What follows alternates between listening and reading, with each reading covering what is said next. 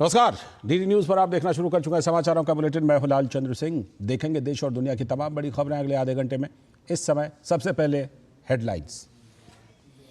झुग्गियों में रह रहे लोगों को नए साल पर मिला नया घर। प्रधानमंत्री ने आर्थिक रूप से कमजोर वर्ग को सौंपी 1675 नवनिर्मित फ्लैटों की चाबी।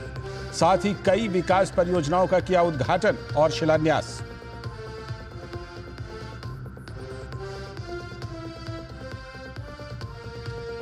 पीएम मोदी ने एक जनसभा को किया संबोधित। आप सरकार पर लगाया दिल्ली को आपदा में धकेलने का आरोप। कहा दिल्ली वालों ने छेड़ दी है आपदा के विरुद्ध जंग।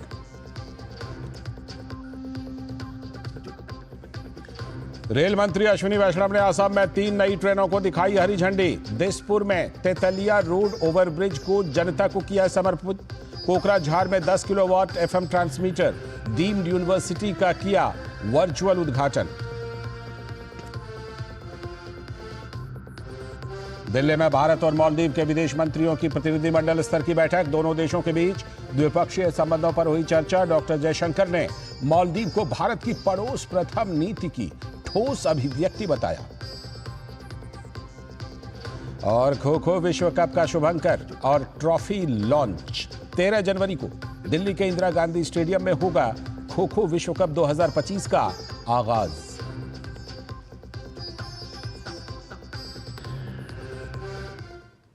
ये थे इस समय की हेडलाइंस। देखते हैं खबरों को विस्तार से। आज की सबसे पहली और सबसे बड़ी खबर। प्रधानमंत्री नरेंद्र मोदी ने दिल्ली में कई विकास परियोजनाओं का उद्घाटन और शिलान्यास किया। उन्होंने राष्ट्रीय राजधानी के अशोक विहार में झुग्गी बस्तियों के निवासियों के लिए 1675 नवनिर्मित फ्लैटों का उद्घाटन किया और पात्र लाभार्थियों को चाबियां सौंपी। उन्होंने लाभार्थियों से बातचीत भी की और नए आवंटित फ्लैटों का निरीक्षण भी किया। इन नवनिर्मित फ्लैटों के उद्घाटन के साथ ही दिल्ली विकास प्राधिकरण द्वारा अपने मूल स्थान पर इन सीटू स्लम पुनर्वास परियोजना का दूसरा चरण पूरा हो जाएगा।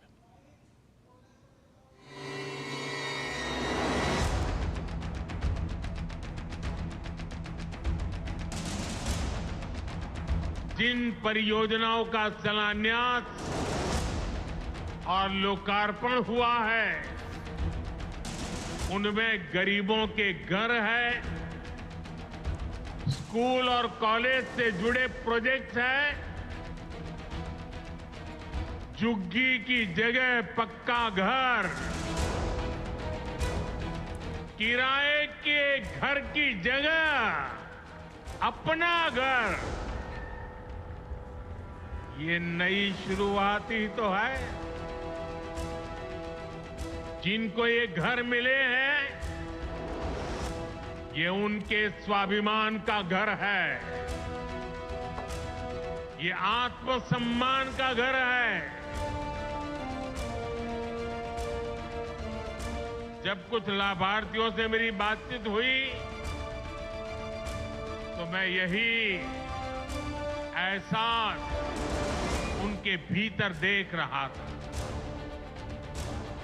मैं नया उत्साह, नई ऊर्जा अनुभव कर रहा था।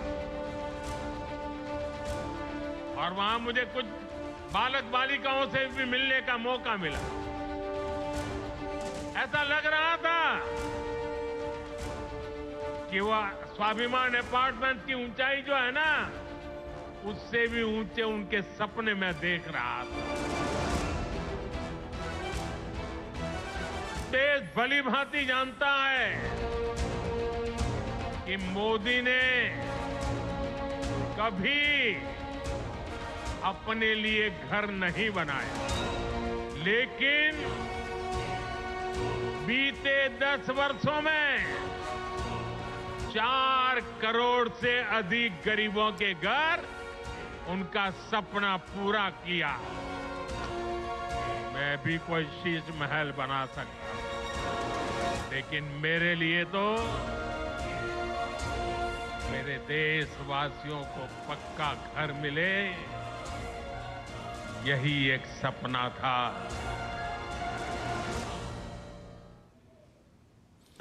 तो गरीबों के पक्के आशियाने का सपना पूरा हो रहा है। बढ़ते हैं अगली बड़ी खबर की तरफ। केंद्रीय रेल सूचना एवं प्रसारण और इलेक्ट्रॉनिक्स एवं सूचना प्रौद्योगिकी मंत्री अश्विनी वैष्णव ने एक दिवसीय कार्यक्रम के साथ आज असम का दौरा किया और कई आधिकारिक कार्यक्रमों में हिस्सा लिया। उन्होंने गुवाहाटी रेलवे स्टेशन से 3 ट्रेनों को हरी झंडी दिखाई। Guwahati new Lakhimpur Janshatabdi express, new Bongaigaon Guwahati passenger train और तिनसुकिया नाहरलागुन एक्सप्रेस। अपने दौरे के दौरान उन्होंने पूर्वोत्तर सीमांत रेलवे के तहत चल रही परियोजनाओं की समीक्षा की और दिसपुर में तेतलिया रोड ओवरब्रिज को जनता को समर्पित किया। एक वर्चुअल कार्यक्रम में उन्होंने आकाशवाणी कोकराझार में 10 किलोवाट के FM ट्रांसमीटर का भी उद्घाटन किया। आसाम के लिए और नॉर्थ ईस्ट के लिए 3 नई ट्रेन्स का भी शुभारंभ हुआ। तिनसुकिया से नाहरलागुन यानी अरुणाचल प्रदेश को कनेक्ट करने के लिए, गुवाहाटी से नॉर्थ लखीमपुर और गुवाहाटी से न्यू बोंगाईगांव, ये 3 ट्रेन्स का आज शुभारंभ हुआ है। नए सर्वे हो रहे हैं, नए DPR बन रहे हैं। आपने देखा अभी कुछ ही महीनों पहले, 3-4 महीने पहले ब्रह्मपुत्र पे एक नया रेलवे का bridge, rail cum road bridge, वो भी सैंक्शन हुआ। डबलिंग के काम सैंक्शन हुए, कई काम नए चालू हुए, स्टेशंस नए बनने लगे। और बुलेटिन में आगे देखेंगे कुछ और बड़ी खबरें। फिलहाल वक्त है एक छोटे से ब्रेक का। जब धरती चीर कर निकलता है लोहे का पत्थर और मिलता है मोंगिया के जोश से, फिर तपता है, पिघलता है और बनता है फौलाद। अब होता है सरिया सारी खूबियों के साथ। मोंगिया स्टील, मजबूत देश का मजबूत सरिया। स्वागत है ब्रेक के बाद। आगे की बड़ी खबरों में, हाल ही में चीन में मानव मेटाप्न्यूमो वायरस यानी HMPV वायरस के मामले सामने आए हैं। इसको लेकर भारत में भी सतर्कता और निगरानी बढ़ा दी गई है। भारत में अभी इस वायरस का कोई मामला तो सामने नहीं आया है। स्वास्थ्य सेवाओं के महानिदेशक डॉक्टर अतुल गोयल ने कहा कि राष्ट्रीय रोग नियंत्रण केंद्र देश में श्वसन और मौसमी इन्फ्लुएंजा मामलों की लगातार निगरानी करता रहा है और अंतर्राष्ट्रीय एजेंसियों के साथ लगातार संपर्क में भी है। NCDC विश्व स्वास्थ्य संगठन सहित दूसरे अंतर्राष्ट्रीय एजेंसियों के संपर्क में है। ऐसे में किसी भी प्रकार की चिंता का विषय नहीं है। ऐसी कोई सीरियस बीमारी नहीं है जिससे चिंता करने की ज़रूरत है। इन दिनों, सर्दी के दिनों में रेस्पिरेटरी वायरस इन्फेक्शंस होते हैं और हमारे हॉस्पिटल्स और इंस्टीट्यूशंस इनको हैंडल करने के लिए तैयार हैं। बेड्स की भी अवेलेबिलिटी है, ऑक्सीजन वगैरह की भी अवेलेबिलिटी है। स्पेसिफिकली दवाइयाँ चाहिए नहीं होती बिकॉज इसके अगेंस्ट कोई स्पेसिफिक एंटीवायरल ड्रग्स हैं नहीं। जहाँ तक कि हमारे यहाँ का डेटा का सवाल है, कोई ऐसा बहुत ज़्यादा केसेस नहीं आ रहे हैं, ना तो हमारे हॉस्पिटल्स में, ना ही हमारे डेटा में जो IDSP पे आता है, जो ICMR का डेटा है, उसके हिसाब से नॉर्मल इंक्रीज जो सर्दियों में होता है वही है, उससे ज़्यादा सीरियस कुछ नहीं है। तो चिंता करने की आवश्यकता देश को नहीं है इस वक्त। अगली खबर, केंद्रीय स्वास्थ्य मंत्री जगत प्रकाश नड्डा ने बेंगलुरु के IT पार्क में भारत के पहले शैक्षणिक परिसर स्कूल ऑफ एडवांस स्टडीज यानी S-व्यासा का उद्घाटन किया। स्वास्थ्य मंत्री ने इस दौरान योग की महत्ता बताते हुए कहा कि योग के बगैर प्रिवेंटिव हेल्थ केयर करना असंभव है। We are going with the new health policy, and when I talk about new health policy, it is not only curative. The much stress has been given to preventive, promotion, then curative, and then geriatric and palliative healthcare and rehabilitative healthcare.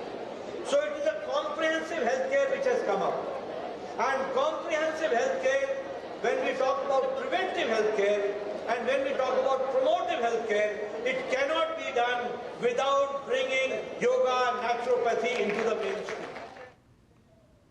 आगे की खबरों में, केंद्रीय वाणिज्य एवं उद्योग मंत्री पीयूष गोयल ने कहा है कि देश में बैटरी जनित वाहन के विस्तार का माहौल बना है। सरकार चाहती है कि ज्यादा से ज्यादा लोग इसको अपनाएं। इनमें सरकार ने वाहन निर्माताओं के लिए भी स्वतंत्र नीति बनाई है। केंद्रीय वाणिज्य एवं उद्योग मंत्री ने कहा कि हम दुनिया में स्टार्टअप का शोकेश बनाने में सफल हुए हैं। हमारे देश में महिलाएं स्टार्टअप के मामले में दुनिया में उदाहरण बनी हैं। We've left it for companies to decide their own business model. So if companies want to go along with swapping, they can pool their resources. If they want to sell their own vehicle with their own battery, each company will have to choose its own path. And different companies have different levels of R&D and innovation. So some may not want to share their offerings with the other companies. राजधानी दिल्ली में विदेश मंत्रालय के प्रवक्ता रणधीर जायसवाल ने H-1B visa पर press conference करते हुए बताया कि भारत और अमेरिका के बीच एक मजबूत और बढ़ती आर्थिक और तकनीकी साझेदारी है। अमेरिका के साथ हमारे बहुत गहन और घनिष्ठ संबंध हैं। आने वाले दिनों में हम इस रिश्ते को और मजबूत करना चाहेंगे। India-US partnership, which is an expansive world, and both our countries have strong and growing economic and technological partnership. And within this ambit, mobility of skilled professionals is an important component in this ambit and this collaboration. India-US economic ties benefit a lot from the technical expertise provided by skilled professionals, with both sides leveraging their strengths and competitive value. We look forward to further deepening India-US economic ties. इसके साथ वक्त आ गया एक और छोटे से break का। Break के बाद लौटेंगे तो देखेंगे कुछ और बड़ी खबरें।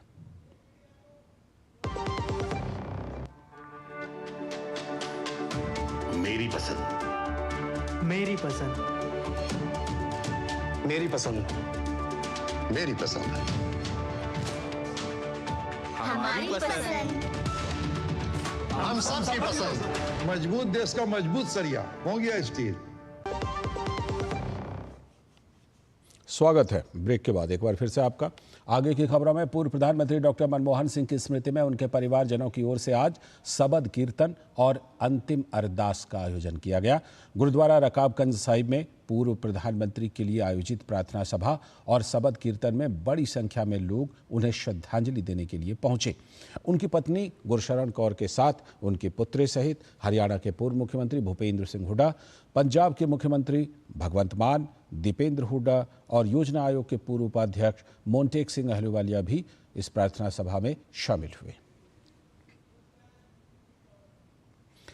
पूर्व नौकरशाह अजय कुमार भल्ला ने शुक्रवार को मणिपुर के 19वें राज्यपाल के तौर पर शपथ ले ली। मणिपुर हाईकोर्ट के मुख्य न्यायाधीश जस्टिस डी कृष्णा कुमार ने उन्हें शपथ दिलाई। शपथ के बाद भल्ला ने मणिपुर राइफल्स के जवानों द्वारा दिए गए गार्ड ऑफ ऑनर का निरीक्षण किया। 1984 बैच के IAS अधिकारी रहे भल्ला को हाल ही में राष्ट्रपति द्रौपदी मुर्मू ने मणिपुर का राज्यपाल नियुक्त किया था। अजय कुमार भल्ला केंद्रीय गृह सचिव के पद पर भी अपनी सेवाएं दे चुके हैं। अगली खबर छत्तीसगढ़ से, जहां गरियाबंद जिले के नक्सल प्रभावित सोरनामाल जंगल में सुरक्षा बलों ने 3 नक्सलियों को मार गिराया। डिस्ट्रिक्ट रिजर्व गार्ड और स्पेशल टास्क फोर्स के संयुक्त प्रयास से मौके पर ही टीम ने नक्सलियों को घेर लिया और मुठभेड़ में मार गिराया। मौके पर छत्तीसगढ़ और ओडिशा दोनों राज्यों के करीब 300 जवान मौजूद रहे। तो वहीं ओडिशा के नवरंगपुर की ओर से भी जवानों ने घेराबंदी की थी, जिससे नक्सलियों को भागने का मौका ही नहीं मिला। कार्रवाई में सुरक्षा बलों ने कई ऑटोमेटेड हथियार बरामद किए हैं। मारे गए नक्सलियों की पहचान की जा रही है। केंद्रीय मंत्री गिरिराज सिंह ने रोहिंग्या घुसपैठ को लेकर ममता सरकार पर वोट बैंक की राजनीति करने का आरोप लगाया है। उन्होंने कहा कि ममता सरकार कालीन बिछाकर रोहिंग्याओं और बांग्लादेशी घुसपैठियों का स्वागत करती है। साथ ही उन्होंने सवाल उठाया कि अधिकतर बांग्लादेशी घुसपैठियों का पता बंगाल ही क्यों होता है। रेड कारपेट बिछा करके पूरा बंगाल नहीं पूरा देश जानता है कि ममता बनर्जी ने रोहिंग्या को बांग्लादेशी घुसपैठियों के लिए रेड कारपेट, जिसको कहते हैं स्वागत के लिए, जितने बांग्लादेशी बंगाल से बाहर पाए जाते हैं सारे बांग्लादेशियों का एड्रेस बंगाल ही क्यों रहता है, कलकत्ता ही क्यों रहता है। ये वोट बैंक की राजनीति करते हैं। ममता बनर्जी के कारण जितने देसी मुसलमान हैं उससे अधिक ये बांग्लादेशी और रोहिंग्या मुसलमान बंगाल में भरे हैं। अब बात दिल्ली के चुनावों की। दिल्ली में आम आदमी पार्टी के अकेले विधानसभा चुनाव लड़ने के फैसले के बाद कांग्रेस पार्टी लगातार हमलावर नजर आ रही है। कांग्रेस के नेता संदीप दीक्षित ने आप सरकार पर निशाना साधते हुए कहा कि पिछले 10 सालों में अरविंद केजरीवाल ने दिल्ली में कोई नया विश्वविद्यालय नहीं बनाया, जबकि 2013 में जब आप सत्ता में आई थी तब हर निर्वाचन क्षेत्र में एक नया कॉलेज बनाने का वादा किया था।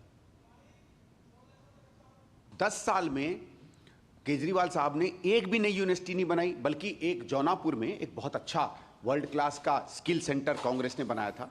मनमोहन सिंह जी ने सिंगापुर के प्रधानमंत्री के साथ दस्तखत करके वो एग्रीमेंट किया और वो दिल्ली में वो एग्रीमेंट लागू हुआ। दिल्ली सरकार ने उस पर काम किया।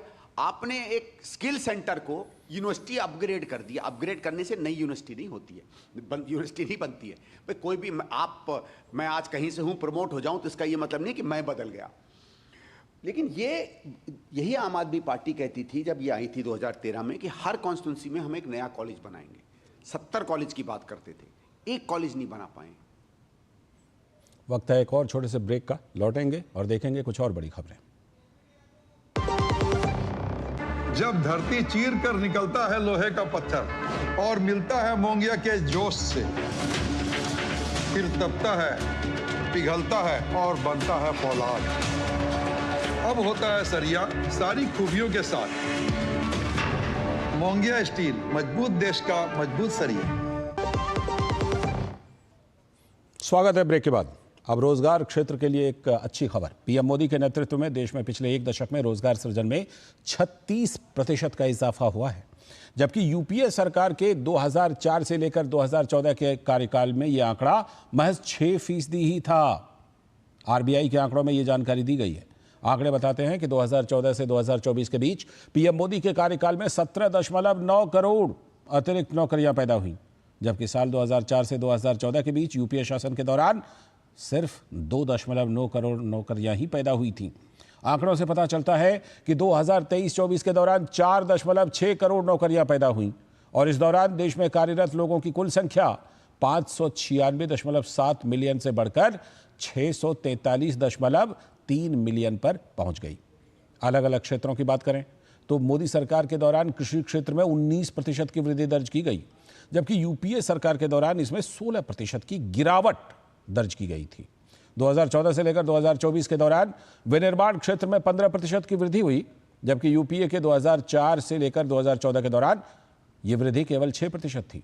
मोदी सरकार के तहत सेवा क्षेत्र में भी 36% की प्रभावशाली वृद्धि दर्ज की गई है, जबकि यूपीए शासन में यह आंकड़ा 25% थी। आरबीआई का KLEMS डेटाबेस उत्पादन के 5 प्रमुख इनपुट को कवर करता है। इनमें पूंजी, श्रम, ऊर्जा, सामग्री और सेवाएं शामिल हैं।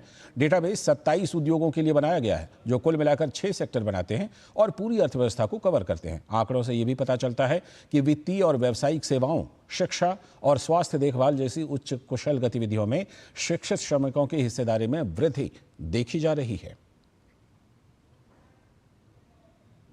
रोजगार के मोर्चे पर एक और अच्छी खबर। भारत में व्हाइट कॉलर भर्तियों में दिसंबर 2024 में पिछले साल की समान अवधि के मुकाबले 9% का इजाफा हुआ है। इसमें उच्च कौशल और रणनीतिक रूप से महत्व रखने वाली नौकरियों में भर्तियां अधिक रहीं।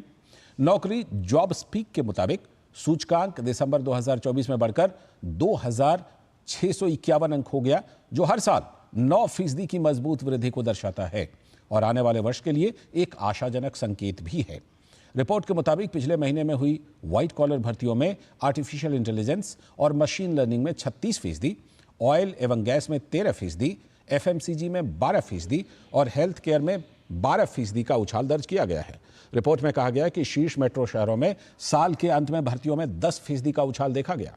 रिपोर्ट में यह भी बताया गया है कि पिछले साल व्हाइट कॉलर नौकरियों को बढ़ाने में दक्षिण भारत का प्रदर्शन काफी अच्छा रहा। अब खबर खेल के मैदान से। खो खो विश्व कप के आयोजन में अब कुछ ही दिन बचे हैं, तो टूर्नामेंट का आगाज 13 जनवरी से दिल्ली के इंदिरा गांधी स्टेडियम में होगा। इसको लेकर तैयारियों का सिलसिला भी जारी है और इस बीच नई दिल्ली में आयोजित एक प्रेस कॉन्फ्रेंस के दौरान kho kho federation of India के अध्यक्ष सुधांशु मित्तल ने टूर्नामेंट की तैयारियों पर जानकारी देते हुए कहा कि खो खो विश्व कप के आयोजन में तकनीक का भरपूर प्रयोग होगा। दुनिया भर से भारत पहुंचने वाले खिलाड़ियों के आतिथ्य का पूरा ध्यान रखा गया है। उन्होंने कहा कि विश्व कप के मुकाबलों को देखने के लिए स्टेडियम में दर्शकों के फ्री एंट्री की व्यवस्था होगी। खो खो विश्व कप के मैच कई प्लेटफॉर्म पर फ्री में देखे जा सकेंगे। मेजबानी में किसी भी तरह की कोई कमी ना रहे, इसके लिए भी पूरी तैयारी की गई है। तो पूरी तैयारी है और kho kho federation of India के अध्यक्ष सुधांशु मित्तल से बातचीत की है हमारे संवाददाता सुशील कुमार ने।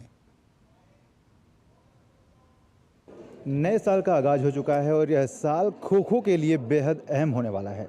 पहली बार खो खो विश्व कप का आयोजन भारत में होगा। इस वक्त हमारे साथ kho kho federation of India के अध्यक्ष सुधांशु मित्तल जी मौजूद हैं, इनसे बात करेंगे। पहली बार खो खो विश्व कप का आयोजन, कितना उत्साह है और तैयारियां अभी अंतिम चरण में होंगी, कैसी चल रही हैं? इस समय तैयारियां सारी हो चुकी हैं, अब तो एग्जीक्यूशन का समय है। लोग आएंगे, उनका स्वागत होगा और उसके बाद उनका जो अनुभव खिलाड़ियों को मिलेगा वो अद्वितीय मिलेगा। इस खेल को हमने एक भव्य आकार दिया है, इसका मंचन जो है भव्य स्तर पर करा जा रहा है। इसमें बहुत सी नई नई चीज़ें होने वाली हैं जो कि मील के पत्थर बनेंगे। इसकी टेक्नोलॉजी, इसकी जो 5 स्टार्स में हमने लोगों को ठहराया है, हम खिलाड़ियों के लिए उनके देश का खाना उसकी व्यवस्थाएं करिए, तो बहुत सी चीज़ें जो है नई करी गई हैं जो किसी भी विश्व कप में नहीं होती हैं। इस वजह से ये विश्व कप जो है याद रखा जाएगा और बाकियों के लिए एक बेंचमार्क होगा कि अगला विश्व कप इस स्तर का होना चाहिए। बिल्कुल सर, भारतीय कैलेंडर में अगर हम देखें तो 13-14 जनवरी बेहद अहम है, इसी को आपने क्यों चुना? देखिए, 13 तारीख को बैसाखी और 14 तारीख को महाकुंभ का आरंभ है। हिंदुस्तान की सभ्यता और संस्कृति से परिचय सारे हमारे जो मेहमान हैं उनका हो जाए, इससे ज़्यादा शुभ दिन कौन से हो सकते हैं। भारतीय खेलों के प्रति देश के युवाओं में एक सम्मान का भाव जगा है, इसको आप किस तरीके से देखते हैं? देखिए, आज ये पिछड़े हुए खेल नहीं माने जाते। हमने जिस स्वरूप में इसको लेके गए हैं, ये किसी भी अंतर्राष्ट्रीय खेल के मुकाबले उनसे 21 है, 19 नहीं है। इसलिए इस खेल के खिलाड़ी को गौरव महसूस होगा कि वो एक बड़े खेल का हिस्सा है, वो किसी पिछड़े खेल का हिस्सा नहीं है। ये जो है मुझे एक बहुत बड़ी उपलब्धि दिखती है। आप देखिए, ये ट्रॉफी आपको दिख रही है, इसका कोई मुकाबला कर सकता है? ये हमारे दोनों मैस्केट दिख रहे हैं, किसी ने आज तक जोड़ा दिया है? 2 हंसों का जोड़ा कहीं दिखा है? ये जो है, ये तारा और तेजस अपने आप में एक यूनिक सोच का प्रतिबिंब है। सरकार से किस तरीके का सपोर्ट मिल रहा है? चाहे हम बाकी खेलों को भी देख रहे हैं, वो भी आगे जा रहे हैं, योगासन हो, मलखंभ हो, चाहे अन्य खेल हो, खो खो को किस तरीके का सपोर्ट मिल रहा है? मैंने कहा, सरकार ने तो कमाल ही कर रखा है, हमें हर तरह का सहयोग दिया है, हम हर तरह का प्रोत्साहन दिया है। 60 खिलाड़ियों का कैंप दिया है, जबकि 30 खिलाड़ियों का कैंप दिया जाता है। हमें मैट्स दिए हैं, हमें हर चीज़, हर सुविधा उपलब्ध करवाई गई है, जिसके लिए हम सरकार के बहुत आभारी हैं। तो ये थे सुधांशु मित्तल जी, जिनका साफ तौर पर कहना है कि खो खो विश्व कप को लेकर तैयारियां लगभग पूरी हो चुकी हैं और अब इंतजार है उद्घाटन समारोह का। कैमरामैन अनिल के साथ मैं सुशील कुमार, DT न्यूज़, दिल्ली। और अब जरा क्रिकेट के पिच पर चलते हैं। बॉर्डर गावस्कर ट्रॉफी सीरीज में भारतीय टीम 1-2 से पिछड़ रही है। टीम का विश्व टेस्ट चैंपियनशिप के फाइनल में पहुंचना भी मुश्किल हो गया है। वैसे देखा जाए तो 2024-25 में टीम इंडिया का टेस्ट रिकॉर्ड हर मोर्चे पर मात खा रहा है। देखिए ये रिपोर्ट। सिडनी टेस्ट में भी भारतीय टीम की कहानी बिल्कुल नहीं बदली। भले ही रोहित शर्मा इस मुकाबले में नहीं है, लेकिन टीम की बल्लेबाजी का दम निकलता दिख रहा है और ये बात तो अब आंकड़े भी कह रहे हैं। भारत ने शुक्रवार को 5वें टेस्ट की पहली पारी में कुल 185 रन बनाए। सिडनी में 2001 के बाद से किसी भी टीम के द्वारा ये दूसरा सबसे कम स्कोर है। वहीं किसी एक कैलेंडर ईयर में 185 या उससे कम के स्कोर पर सबसे अधिक बार ऑल आउट होने के मामले में भारतीय टीम संयुक्त रूप से पहले स्थान पर है। 2024-25 में भारत 8 बार 185 या उससे कम के स्कोर पर आउट हो चुका है। 2024-25 में खेले गए टेस्ट मैचों में पहली पारी के दौरान भारतीय खिलाड़ियों ने सिर्फ 2 शतक लगाए हैं। बांग्लादेश के खिलाफ चेन्नई में आर अश्विन ने शतक लगाया था, जबकि नीतीश कुमार रेड्डी ने ऑस्ट्रेलिया के खिलाफ मेलबर्न में पहली पारी के दौरान शतक लगाया। वहीं पहली पारी के दौरान 2024-25 में विराट कोहली का बल्ला भी बेहद खामोश रहा है। विराट कोहली का बल्लेबाजी औसत 12.6 का रहा है, जो कि टॉप 7 में बल्लेबाजी कर रहे किसी भी बल्लेबाज की तुलना में सबसे कम है। तो जाहिर तौर पर टीम इंडिया के लिए ये वो आंकड़े हैं जिन्हें टीम बिल्कुल भी याद नहीं रखना चाहेगी, लेकिन हकीकत यही है कि फिलहाल ये आंकड़े इस बात की गवाही दे रहे हैं कि टीम इंडिया के अंदर फिलहाल सब कुछ ठीक नहीं है। Sports desk, DD news. चलते चलते एक और बड़ी खबर। राष्ट्रपति द्रौपदी मुर्मू ने आज कर्नाटक का दौरा किया। राष्ट्रपति ने मुख्य अतिथि के रूप में बेलगावी में KLE कैंसर अस्पताल के उद्घाटन समारोह में शिरकत की। केंद्रीय मंत्री प्रहलाद जोशी भी अस्पताल के उद्घाटन समारोह में शामिल हुए। ये कैंसर अस्पताल रोगियों को कैंसर के उपचार के लिए आधुनिक चिकित्सा सुविधा प्रदान करेगा। उद्घाटन समारोह के दौरान अपने संबोधन में राष्ट्रपति ने कहा कि ग्लोबल अध्ययन के अनुसार कैंसर दुनिया में मृत्यु का प्रमुख कारण रहा है। According to a global study, cancer is a leading cause of death in the world. In 2022, there were an estimated 20 million new cancer cases and 9.7 million deaths worldwide. In India, the incidence of cancer is about 100 patients for every 1 lakh people. As per studies done by ICMR, cancer incidence in India is estimated to increase by about 13% in 2025 as compared to 2020. The setting up of state-of-the-art cancer hospital in Belagavi is a significant step in the direction of delivering specialized cancer treatment and palliative care of the people. और इसके साथ इस bulletin में इतना ही, लेकिन DD news पर खबरों और कार्यक्रमों का सिलसिला लगातार जारी। हमें दीजिए अनुमति। नमस्कार।